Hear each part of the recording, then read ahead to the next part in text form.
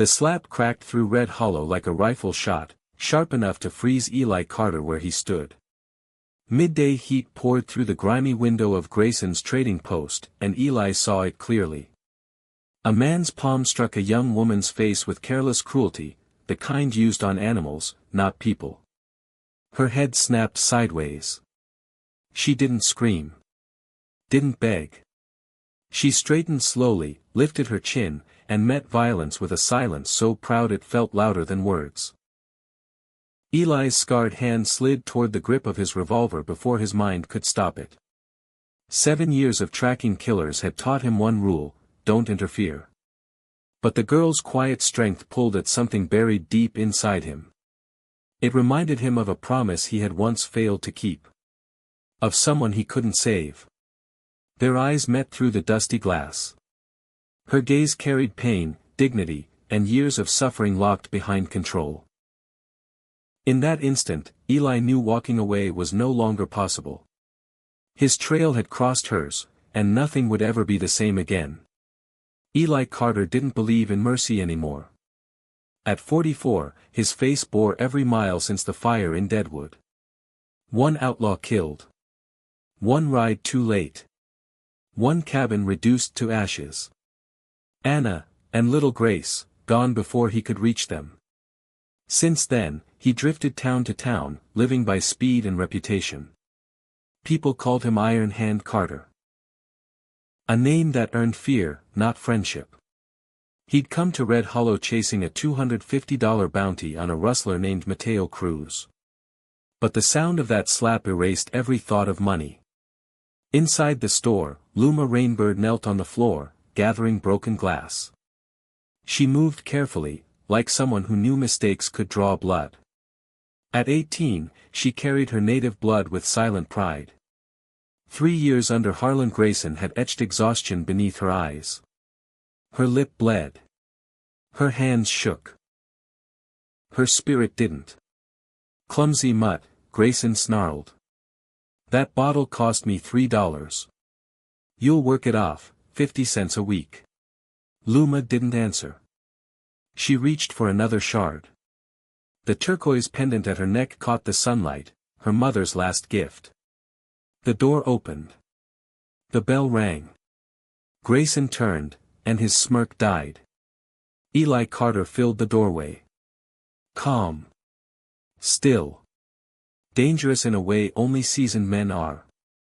His eyes scanned the room. The raised hand. The trembling fingers. The fear hanging like smoke. Problem here? Eli asked. Grayson sneered. Disciplining my help. Eli looked at Luma again. He saw fear, yes. But also courage. A fire waiting for air.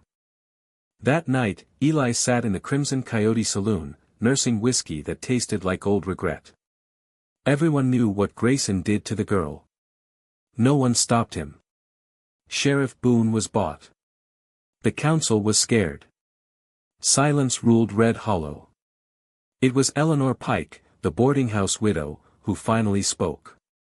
You're thinking about that girl, she said softly. My husband used to wear that look, right before he did something brave enough to die for.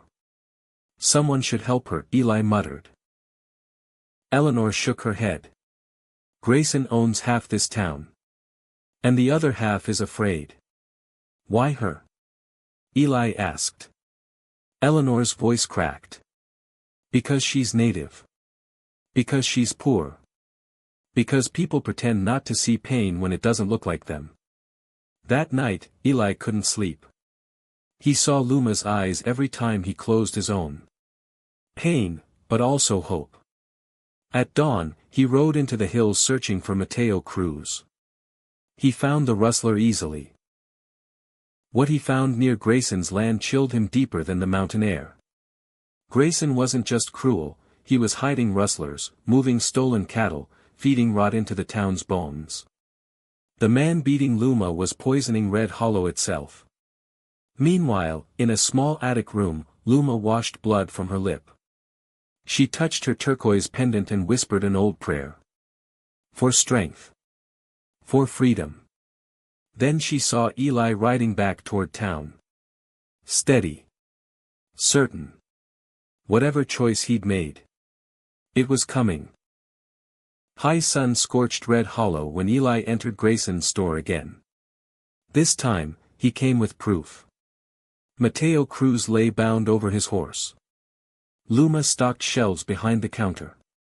Her hands shook, her face didn't. Eli met Grayson's eyes. "I hear you've got a worker in debt," Eli said. "I'm buying her contract."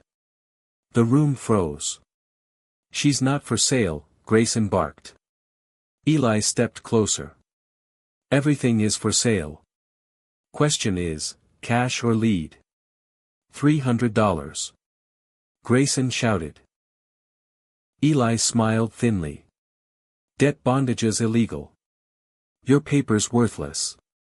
Grayson reached for his gun. Too late. Eli's revolver kissed his forehead.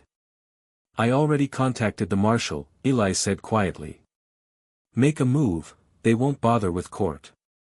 Then Luma stepped forward. An Apache blade glinted in her hand. "I was never his property," she said. "I don't need to be bought." Grayson backed away. "This ends now," Eli said. "She leaves free. And you pay her wages."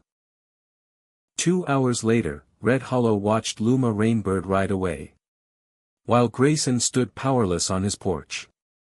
Luma rode beside Eli in silence. "You didn't have to do this," she said. "Yes," Eli replied. "I did." He told her about Anna. About Grace. About leaving, and losing everything. "Today," he said, "I stopped believing people can't be saved." Something shifted inside Luma. They camped by a cold stream. Firelight danced between them. "What happens now?" Luma asked. "That's your choice," Eli said. "I'll take you home, or anywhere." At the reservation, elders watched him carefully. "You may stay 3 days," they said. "Then she chooses." On the third morning, Luma spoke. "I need time," she said. "I won't be someone's second chance." Eli nodded, and left. 6 months later, she received a letter. No pressure. Just an invitation. 1 year later. She rode. When she reached his small ranch near Tucson, Eli stepped onto the porch. Not desperate. Not broken. Just ready. "I came because I chose this," Luma said. "A life I decide." He took her hand, gently. Under desert stars, 2 wounded souls stood equal. Not rescued. Not owned. Free. And together.